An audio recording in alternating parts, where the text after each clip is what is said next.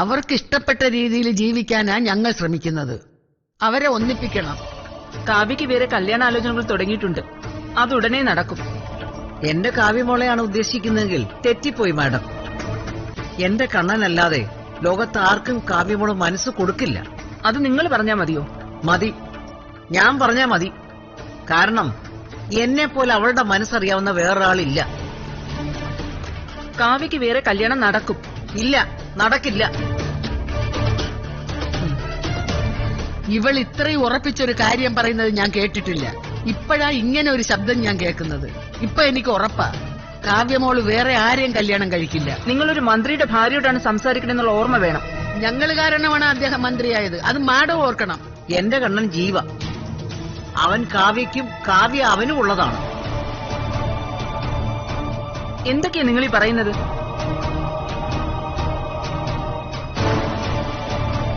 മോനെ ജുവാൻ, ജുവാനെ, നോക്കാം.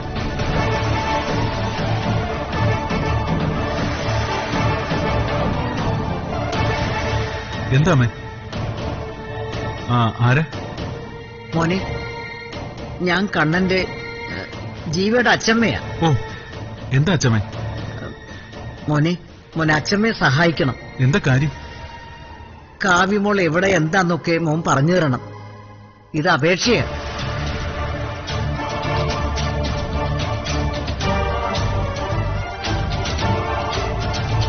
എന്തോ കുഴപ്പമുണ്ടല്ലോ.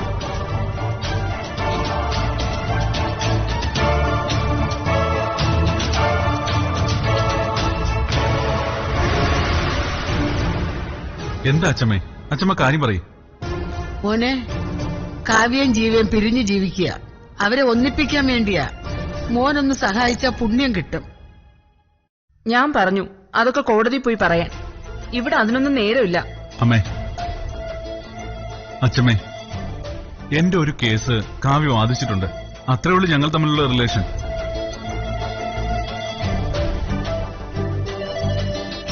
മറ്റു കാര്യങ്ങളൊന്നും എനിക്കറിയില്ല. മോനെ, പരിചയമില്ലാത്ത ഒരാളായിട്ടാണോ മോൻ എന്നെ കരുതുന്നത്? എന്നോട് സത്യം പറയാൻ മോൻ സംശയിച്ചിട്ടാണെങ്കിൽ. അല്ല, അങ്ങനൊന്നും അല്ല. അറിയില്ല.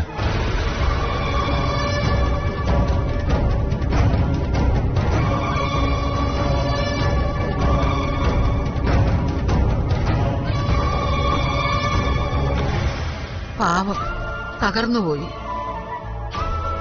എന്തെങ്കിലും ഒരു വഴി തുറന്നു കിട്ടുമെന്ന് കരുതിയാ ഇങ്ങോട്ട് വന്നത്. മോനെ, ഞാൻ ഒരിക്കലും മോനിൽ കൂടെയാണ് അറിഞ്ഞതെന്ന് പറയില്ല. അച്ഛമ്മേ, എനിക്കറിയില്ല. എന്നോട് ഇതിൽ കൂടുതലൊന്നും ചോദിക്കണ്ട. ഞാൻ പറയില്ല. വിജയ, എണീക്ക്.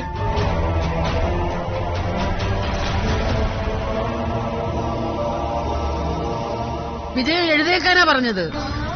നീ എന്താ തളർന്നു പോയോ? അല്ല, ആരെങ്കിലും സഹായിക്കുമെന്ന് കണ്ടിട്ടാണോ നമ്മൾ ഈ ഭൂമിയിൽ ജനിച്ചു വീണത്? അല്ലല്ലോ. ആരിലേക്കെയോ കൂടി ഇതുവരെ എത്തി. ഇനിയും അങ്ങോട്ട് ആരെങ്കിലും ഒക്കെ കാണും. മന്ത്രിയുടെ വീട്ടിൽ നിന്ന് വിവരം അറിയാൻ പറ്റിയില്ലെങ്കിലേ ചിലപ്പോ മുഖ്യമന്ത്രി ആയിരിക്കും നമ്മളെ വിളിച്ച് വഴി പറഞ്ഞു തരാൻ പോണത്. അല്ല പിന്നെ. വാ, എണീറ്റ്.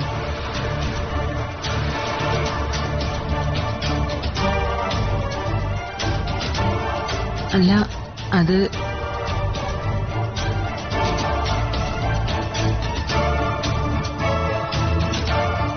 ഞങ്ങള് പോട്ടോ? വാ.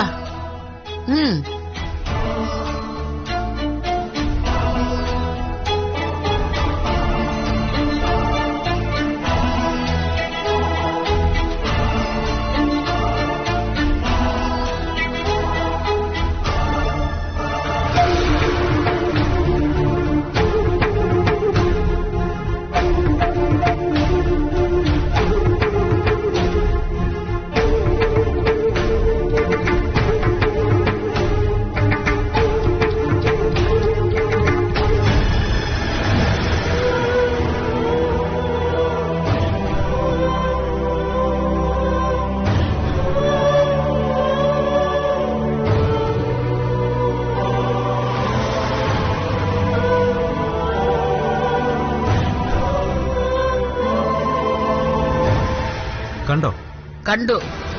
ഒരു മന്ത്രിമന്ദിരം എങ്ങനെ ഇരിക്കുമെന്ന് കാണണമെന്നുണ്ടായിരുന്നു. കണ്ടു. വാ.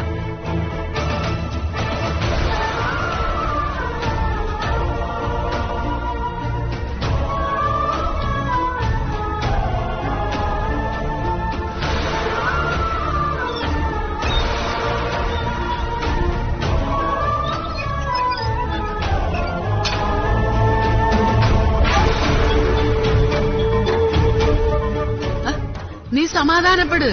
നമ്മൾ തുടങ്ങിയിട്ടല്ലേ ഉള്ളൂ. തടസ്സങ്ങൾ ഉണ്ടാവുന്നത് നല്ലതല്ലേ? അപ്പോഴല്ലേ നമുക്ക് വാശി കയറൂ. ഇവിടുന്ന് കാര്യങ്ങൾ നടക്കില്ലെന്ന് കണ്ടപ്പോ എനിക്കൊരു വാശി കയറി. കണ്ടുപിടിക്കാൻ പറ്റുമല്ലേ? പിന്നല്ലാതെ. നീ ആ കൈ ഒന്ന് കാണിച്ചേ. നമ്മൾ കണ്ടുപിടിച്ചിരിക്കും. നീ കേറ്.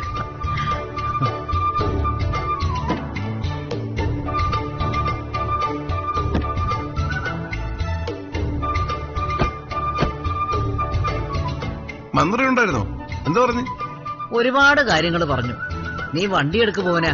പിന്നല്ല. ഓ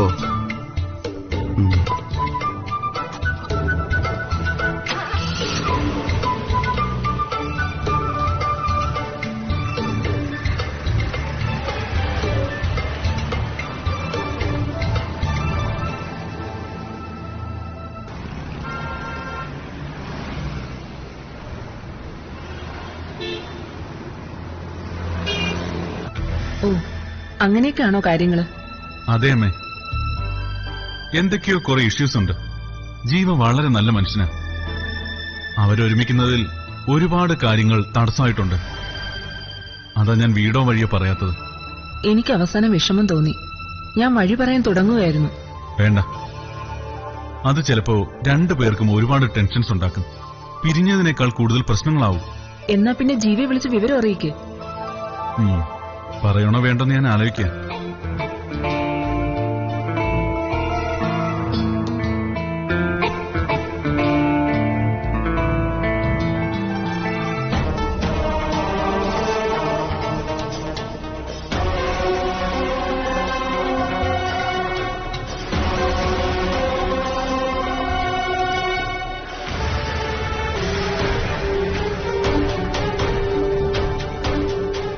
ഇങ്ങനൊരു അമ്പലത്തിൽ പോക്ക് ഞാൻ ഇതുവരെ കണ്ടിട്ടില്ല. അമ്പലത്തിലൊന്നും പോകുന്നുമില്ല. എന്തോ ചുറ്റിക്കളിയുണ്ട്. തങ്കം, എന്താ? അല്ല, ആ മന്ത്രിയുടെ വീട്ടിൽ നിന്ന് ഒരു സൂചനയും കിട്ടിയില്ല. ഇനി നമ്മൾ എങ്ങനെ മുന്നോട്ട് പോകും? എങ്ങനെ മുമ്പോട്ട് പോകുമെന്നാ? കാറിൽ കയറി ഇരുന്ന് അങ്ങ് മുമ്പോട്ട് പോകും. ഞാൻ പറഞ്ഞതുപോലെ മന്ത്രി പോയാ മുഖ്യമന്ത്രി വരും, മുഖ്യമന്ത്രി പോയാ പ്രധാനമന്ത്രി. എന്റെ വിജയം, നമ്മൾ കാവ്യമോളെ കണ്ടുപിടിക്കും. കുറെ അന്വേഷിച്ച് കണ്ടുപിടിക്കാൻ പറ്റിയില്ലെങ്കിൽ തിരിച്ചു പോവും, വീണ്ടും വരും. സത്യം പറഞ്ഞ ഇന്നലെ എനിക്ക് രാത്രി ഉറങ്ങാൻ പറ്റിയില്ല.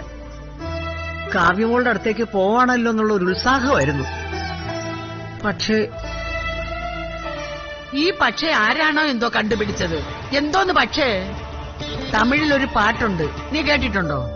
വാഴ നിனைத்தால் വാഴലാം വഴിയായില്ലേ ഭൂമിയിൽ ആഴക്കടലും ശോലയാകും ആശയിരുന്നാൽ നീന്തി വാ. അതിന്റെ അർത്ഥം വല്ലതും നിനക്കറിയാമോ? നീ ഒന്ന് ചുമ്മാതിരി തങ്കം. ഭൂമിയിൽ ജീവിക്കാൻ ഉറച്ചങ്ങ് തീരുമാനിച്ചാൽ ആർക്കും ജീവിക്കാമെന്ന്. എത്ര ആഴമുള്ള കടലും ചോല പോലെ, കൊച്ചരുവി പോലെ തോന്നും. അത് സത്യവാടി. നമുക്ക് പയണം തുടരാം. എന്തുവാ? യാത്ര തുടരാമെന്ന്. കാവ്യമോള് വക്കീലല്ലേ? നമുക്കൊരു വക്കീലാഫീസിലോട്ട് ഇടിച്ചു കയറാം. അവിടുന്ന് എന്തേലും തുമ്പ് കിട്ടുമായിരിക്കും അല്ലേ? കിട്ടുമായിരിക്കും.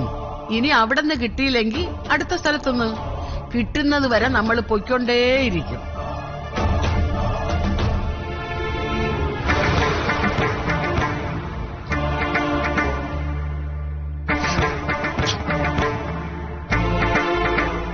അവൻ കൺഫ്യൂഷൻ അടിച്ച് വട്ട എന്നാ തോന്നുന്നത്. പാവം, നല്ലവനാ. നല്ലവന്മാരെയല്ലേ നമ്മളെപ്പോലുള്ളവർക്ക് പറ്റിക്കാൻ പറ്റൂ. കടുപ്പക്കാരനായിരുന്നെങ്കിൽ നിങ്ങൾ നിങ്ങളെ പാട് നോക്കി കിളവികളെന്ന് പറഞ്ഞ് വണ്ടി നിറക്കി വിടത്തില്ലായിരുന്നോ? ഇടി വിജയം, ഞാൻ വലിയ തത്വം പറയുകയല്ല. ജീവിതം ഒരു കോമഡി ആയിട്ടാ കാണുന്നത്, ആകെ ഒരു തമാശ. എല്ലാ സന്തോഷമുള്ളവർക്ക് ജീവിതം ഒരു തമാശ തന്നെ. പക്ഷേ ജീവിതത്തിൽ ദുഃഖം വന്നു കയറണം. അപ്പൊ അറിയാം ജീവിതം ജീവിച്ചു തീർക്കുന്നതിനിടയിൽ കുടിക്കുന്ന കണ്ണീരിന്റെ ഉപ്പുരസം. നിന്നെ വിഷമിപ്പിക്കാൻ വേണ്ടി പറഞ്ഞതല്ല. നിന്റെ വിഷമം കുറെ ഞാനും കണ്ടതല്ലേ. ആ പാവത്താൻ അവിടെ കൊതുകേടിയും കൊണ്ട് നിൽക്കുന്നു. വാ, നമുക്ക് നേരെ വക്കീലാഫീസിലേക്ക് പോവാം. അച്ഛമ്മ, ചേച്ചി സമയം പോകുന്നു. അമ്പലത്തിൽ പോയിട്ട് വേഗം തിരിച്ചു പോണ്ടേ? അത് ശരി, അമ്പലത്തിൽ പോയിട്ട് പെട്ടെന്ന് തിരിച്ചു പോവാനോ? എടാ, ഈ വണ്ടി കയറിയ നേരെ മുതൽ നീ ഞങ്ങളിട്ട് വെപ്രാളപ്പെടുത്തുകയാണല്ലോ. ദൈവകാര്യോ, അതിന് നിനക്കൊരു വിലയുമില്ലല്ലേ? അയ്യോ അല്ല, അതല്ല. എന്തല്ല? ദൈവത്തിനെ പെട്ടെന്നങ്ങ് കണ്ടിട്ട് പോണം അല്ലേ? ഇന്നാളൊരു കൊച്ചൻ ദൈവത്തിനെ നിന്ദിച്ച്, എന്നിട്ട് വേണ്ട, ഞാനൊന്നും പറയുന്നില്ല. അയ്യോ അതല്ല. അയ്യോ ചേച്ചി, ഞാൻ അത് ഉദ്ദേശിച്ച് പറഞ്ഞതല്ല. ദൈവം വലിയ ആളാണ്, ഞാൻ ഒന്നും പറഞ്ഞില്ല. അച്ഛമ്മയും ചേച്ചിയും ഇഷ്ടംപോലെ സമയം എടുത്തു.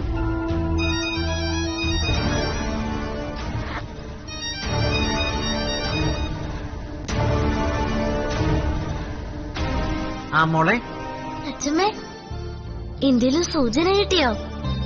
മോള് വിഷമിക്കാതെ, ഞങ്ങള് കണ്ടുപിടിക്കും. മോള് പ്രാർത്ഥിച്ചു. ആ, ഞാൻ പ്രാർത്ഥിക്കുക അച്ഛമ്മേ. ശരി മോളെ. ശരി അച്ഛമ്മേ, ഓക്കെ.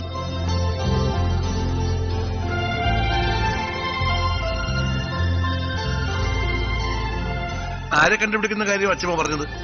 ഒരമ്പലം കണ്ടുപിടിക്കുന്ന കാര്യം. അമ്പലം കണ്ടുപിടിക്കാനും? അത് ശരി. ഇനിയിപ്പം അമ്പലം കണ്ടുപിടിച്ചിട്ടാണ് അങ്ങോട്ട് പോണ്ടേ? ഓ, ഈ കൊച്ചൻ വാ തുറന്നാ മുഴുവനും ദൈവം നിന്നെയാണല്ലോ. നിനക്കത് നിർത്താറായില്ലേ അനിയ? അയ്യോ, ദൈവത്തിനാണ് സത്യം, ഞാൻ നിന്നിച്ചൊന്നുമില്ല. ദൈവത്തിന് തൊട്ട് മാപ്പ്. എനിക്ക് ഈശ്വരവിശ്വാസം ഉള്ളയാ. നിങ്ങൾ എപ്പോ വേണമെങ്കിലും വന്നോ, ഞാൻ പോവാ. അയ്യോ വിജയം, പെട്ടെന്ന് വന്ന് കയറ്. ആ കൊച്ചൻ വണ്ടി എടുത്തോണ്ട് പോവും.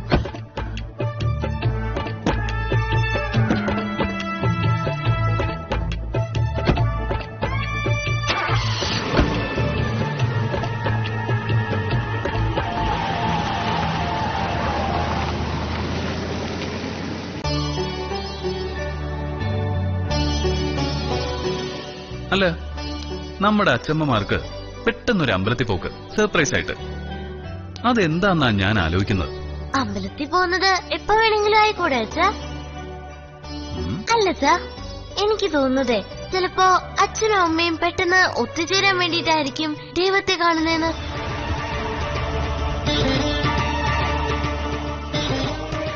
ഞാനും ദൈവത്തെ കാണാനിരിക്ക. എനിക്കും ദൈവത്തിനോട് കുറെ കാര്യങ്ങൾ ചോദിക്കണം. എന്തിനാണ് അച്ഛനെയും അമ്മയും ഞങ്ങളെയൊക്കെ രണ്ടിടത്താക്കിയെന്ന്. എന്ത് പറഞ്ഞാലും അച്ഛൻ പറയും അച്ഛനെ വിഷമിപ്പിക്കരുത്, അച്ഛനെ വിഷമിപ്പിക്കരുത് എന്ന്. ഞാൻ ഇനി വിഷമിപ്പിക്കും. ഒന്നും പറയണ്ട, ഞാൻ ഇനി അമ്മയെ കുറിച്ച് ചോദിച്ചോണ്ടേയിരിക്കും.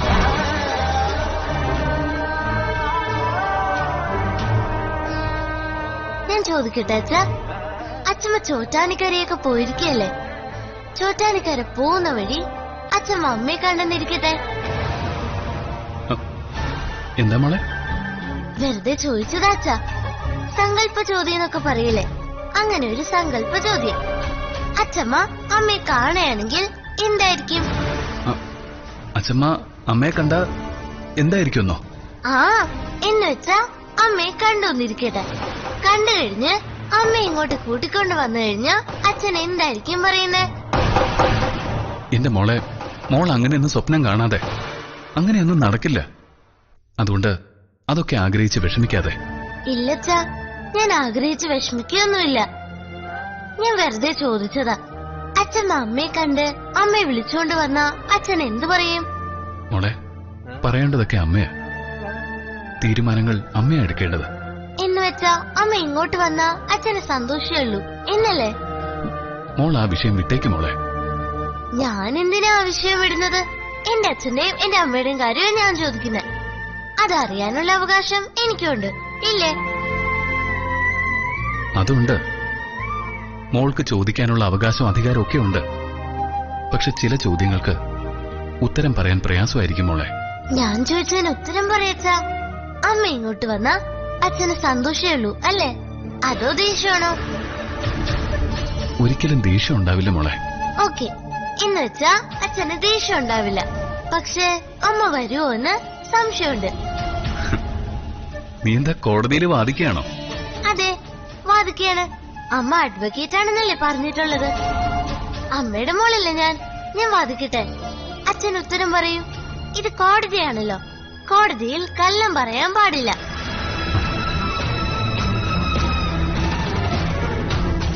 അച്ഛമ്മ അമ്മയെ കണ്ടാൽ, അമ്മയെ വിളിച്ചാൽ അമ്മ ഇങ്ങോട്ട് വരുമോ എന്ന് അച്ഛന് സംശയമുണ്ട്. സംശയമുണ്ട് എന്ന് വെച്ചാൽ രണ്ടാം കക്ഷിയായ അമ്മയെ സ്വീകരിക്കാൻ ഒന്നാം കക്ഷിയായ അച്ഛന് സന്തോഷമാണോ? അത് ശരി, നീ എന്നെ കക്ഷിയാക്കിയോ? ചോദിച്ചതിന് മാത്രം ഉത്തരം പറഞ്ഞാൽ മതി. സ്വീകരിക്കാൻ സന്തോഷമാണോ? സ്വീകരിക്കാൻ അച്ഛന് സന്തോഷമാ.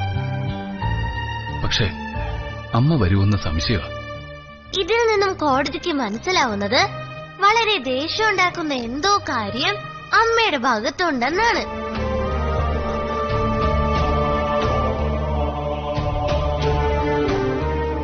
ഇത് കോടതിയാണ്. ചോദിച്ചതിന് ഉത്തരം പറയണം.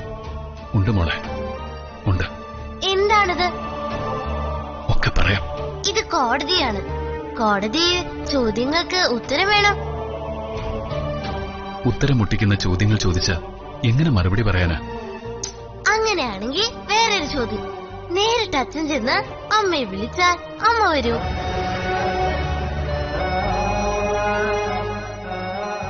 ഞാനും കൂടി വരാം. ഒരു മകൾ ചെന്ന് വിളിച്ചാൽ അമ്മ വരേണ്ടതല്ലേ? മോളെ, മോളല്ല, കോടതി. കോടതിയുടെ ചോദ്യങ്ങൾക്ക് ഉത്തരം പറഞ്ഞോളൂ. മോളെ, നീ വിചാരിക്കുന്ന പോലെ എളുപ്പമല്ലത്. ഒരുപാട് കാര്യങ്ങൾ ശരിയാവാനുണ്ട്. ആ കാര്യങ്ങളൊന്നും നമ്മളാൽ മാത്രം ഒതുങ്ങി നിൽക്കുന്നതല്ല. ഒരുപാട് പേര് കൂടി വിചാരിക്കണം എല്ലാം ശരിയാവാൻ. അതെന്താണ്? അതൊക്കെ ഉണ്ട് മോളെ. അതല്ലേ പറഞ്ഞത് മോൾ ഇങ്ങനെയൊന്നും ഇപ്പൊ സ്വപ്നം കാണണ്ടെന്ന്. മോളെ നിരാശപ്പെടുത്താനല്ല അച്ഛൻ പറഞ്ഞത്. ഇനി ഒരിക്കലും നിരാശപ്പെടാതിരിക്കാനാ. അപ്പോ അച്ഛമ്മയ്ക്ക് അമ്മയെ കണ്ടിട്ട് കാര്യമില്ല അല്ലേ? അച്ഛമ്മ അമ്മയെ കണ്ടാൽ അമ്മയുടെ മനസ്സ് മാറും. എന്താ മോളെ? ഒന്നുമില്ല അച്ഛാ. പക്ഷെ ഞാൻ ഇനിയും വാദിച്ചുകൊണ്ടിരിക്കും. വാദിച്ച് വാദിയും പ്രതിയും ഒന്നാവും. ഞങ്ങള് വാദിയും പ്രതിയും അല്ല മോളെ. ഞങ്ങള് രണ്ട് സാധാരണ മനുഷ്യരാ. നേരത്തെ മോള് പറഞ്ഞതുപോലെ കക്ഷികൾ മാത്രമാ. അപ്പൊ പിന്നെ എളുപ്പമാ. അച്ഛൻ പറഞ്ഞതുപോലെ ബാക്കി ആൾക്കാരെയും കൂടി കണ്ടുപിടിച്ച് എല്ലാരോടും വാദിക്കും. വാദിച്ച് സത്യം പുറത്തുകൊണ്ട് വരും. സത്യം പുറത്തു വന്നാ പിന്നെ എളുപ്പമല്ലേ? അച്ഛൻ തന്നെ ഇത് പറഞ്ഞിട്ടില്ലേ? അന്ന് ഇൻകം ടാക്സ് റെയ്ഡ് വന്നപ്പോ സത്യത്തിന്റെ ഭാഗത്ത് നിന്ന ജയം നമുക്കായിരിക്കുമെന്ന്. അതേ മോളെ, സത്യം ജയിക്കും. ജയിക്കട്ടെ.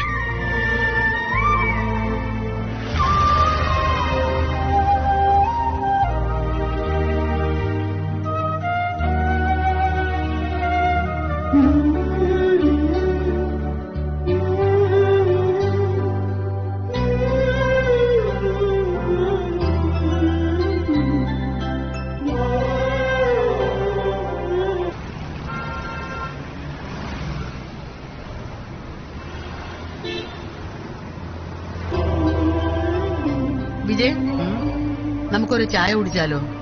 ആ, അത് കൊള്ളാം. എനിക്ക് ചായ കുടിക്കണം. അതെ, നിനക്ക് തോന്നിയ കടയിൽ നിർത്തണ്ട കേട്ടോ. ഞാൻ പറയാം, അവിടെ കൊണ്ടു ആ, അതിനെന്താ? നോക്കിക്കോ കേട്ടോ, നല്ല വല്ല കടയുണ്ടോന്ന്.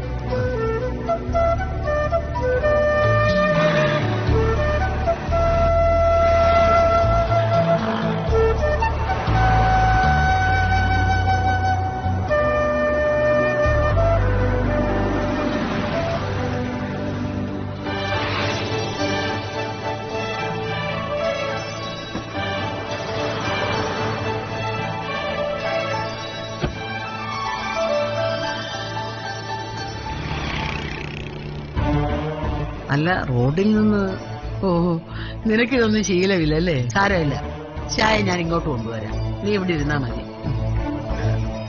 പക്ഷേ പുറത്ത് നിന്ന് 2 വാചകമൊക്കെ അടിച്ച് ചായ കുടിച്ചാ കിട്ടുന്ന സുഖമുണ്ടല്ലോ, അത് ഈ കാറിലെ AC ഇരുന്നാ കിട്ടത്തില്ല. സൂപ്പർ സ്റ്റാറിന്റെ അച്ഛമ്മയാ നീ. ആർക്കെങ്കിലും ഒക്കെ തിരിച്ചറിയാൻ പറ്റും. അത് ചിലപ്പോ ജീവമോന് ക്ഷീണമാവും. അതുകൊണ്ട് ഞാൻ തന്നെ ചായ ഇങ്ങോട്ട് കൊണ്ടുവരാം. വേണ്ട, ഞാനും വരാം. അങ്ങനെ വരട്ടെ, പിന്നല്ല. ചത്തു കഴിഞ്ഞിട്ട് അയ്യോ ജീവിച്ചിരിക്കുമ്പോ ഒരു തട്ടുകടയിൽ നിന്ന് ചായ കുടിക്കാൻ പറ്റിയില്ലല്ലോ എന്ന് വിഷമിച്ചിട്ട് കാര്യമില്ല. ഹലോ, ഈ ചായ ഞാൻ ഇങ്ങോട്ട് കൊണ്ടുവരണോ അത് അങ്ങോട്ട് വരുന്ന? ഞങ്ങൾ അങ്ങോട്ട് വന്നോളാം.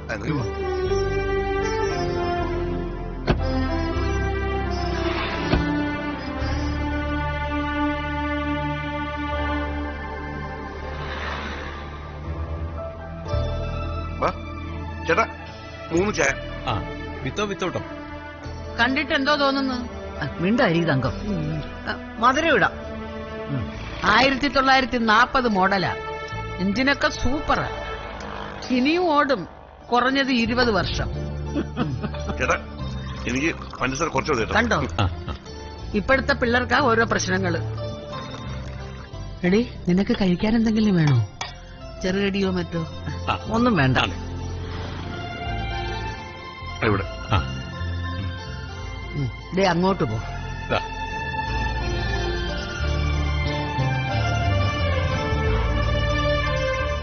ചേട്ടാ ഇന്നൊരു ചെറുകടി ഇറങ്ങേ.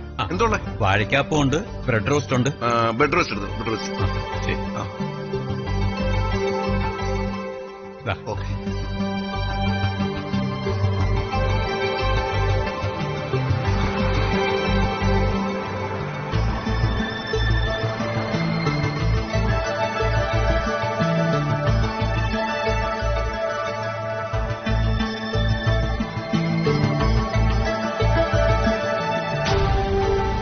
ഒരു ചായ.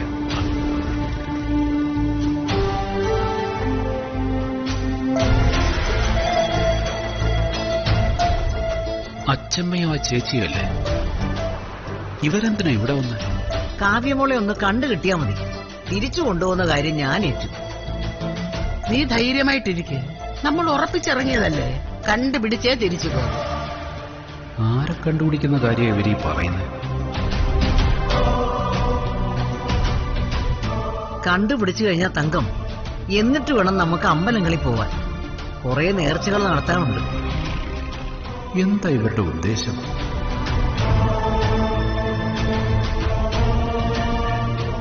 അയ്യോ അല്ല, ഇതാര്? ജയൻ സാറോ? അച്ഛമ്മ ഇതേതാ? ജയൻ സാറ്.